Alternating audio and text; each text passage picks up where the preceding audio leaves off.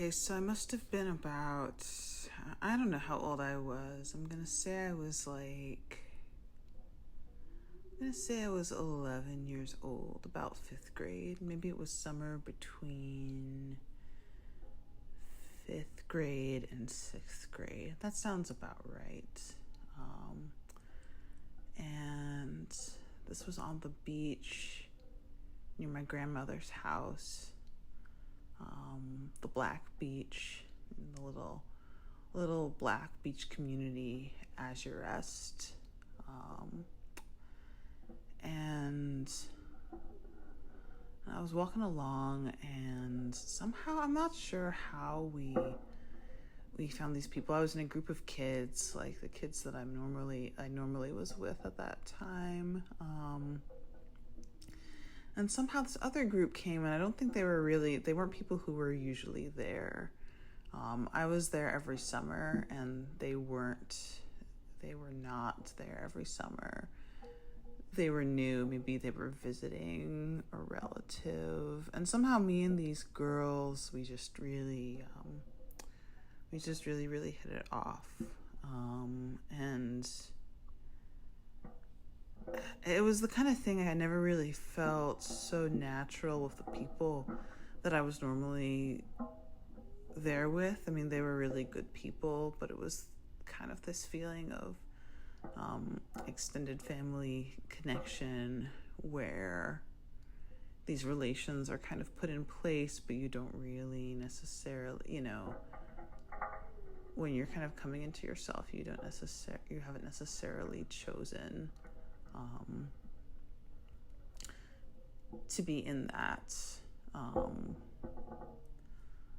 How it is when you're an adolescent. So I'm on this beach, and there's this group of girls, and I think some of them they might have all been they might have been sisters or cousins or something, but we just really kind of got along, and there was something about them that was a little bit more ethereal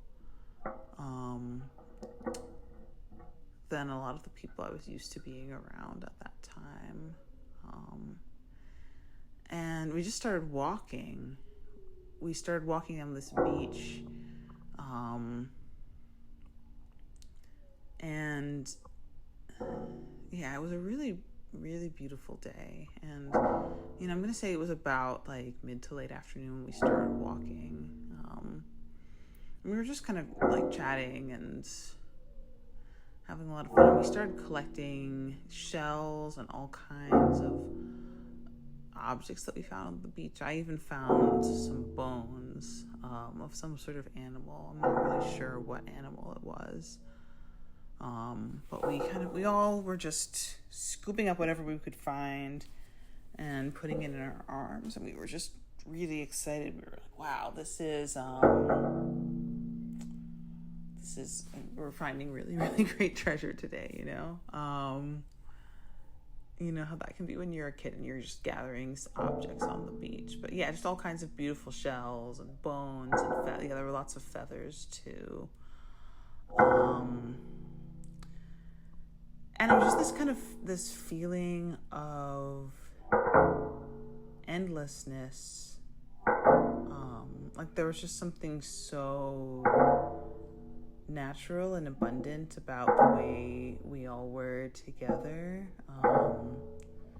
An open-ended feeling that I think I just kind of got scared at some point, and the sun started to go down, and there was this voice in my head. It was probably my grandmother's voice or something, and I just felt, when you walk down a beach, it can be kind of tricky because I feel like distance can feel a lot shorter than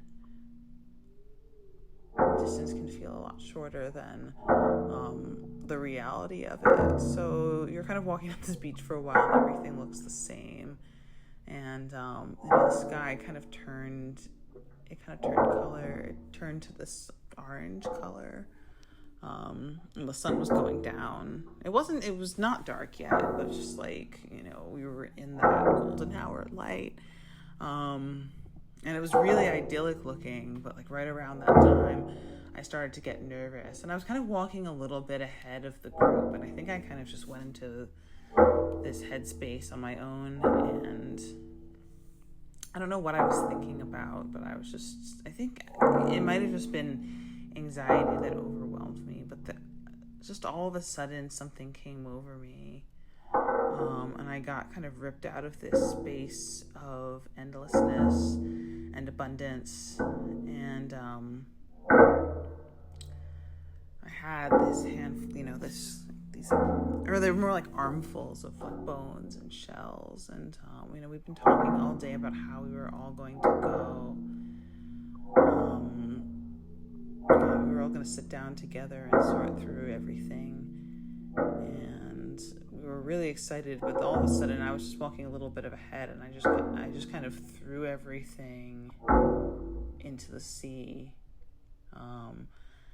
and it was just this completely impulsive move. And the waves started washing everything out, and I just started running really, really fast, far away from them, into just back towards where my grandmother's house was, and they were calling my name, Samantha, Samantha, Samantha. And it just was so, I don't know why I did that, but I never saw those girls again. And I felt really sad, but I think there was just this feeling of it's time to go home, and I had to be home, and there was no other choice.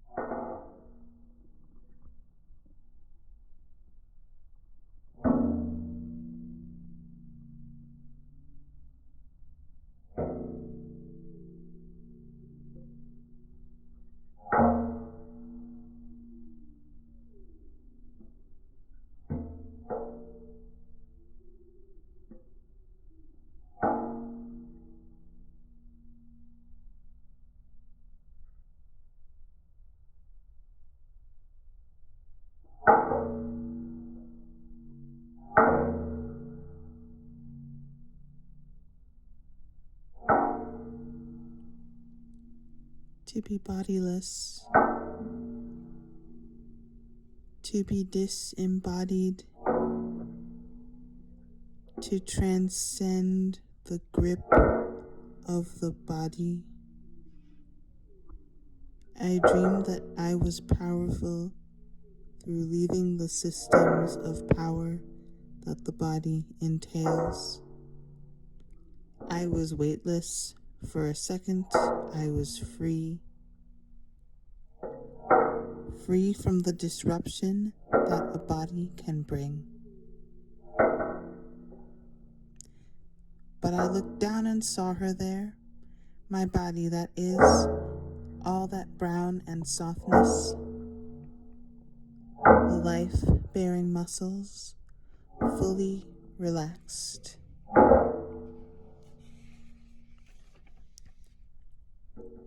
I reflect on all the touches and what was transmitted, what was given, and what was received, and what the flesh can manifest. The body becomes a gift, not a burden. Dropping back in, I feel immersed in my softness, rolling through the pain and pleasure of touch as the day starts. I know I must live with the heaviness if I want the rest. And when I am unwound, I walk near the sea that I came from, letting play unfold in rhythm with the waves. My hands shoot down, collecting what dances in my eye, a treasure trove of yellow, pinks, and greens, hard and smooth in my curious hands. As I walk along the beach, I carry them gently. The sun turns yellow, then orange. Suddenly, my hands start to tremble again. I start to feel paralyzed. In one quick move, I return all of the shells to the sea where they came from, the sea where I came from, and I shall not return.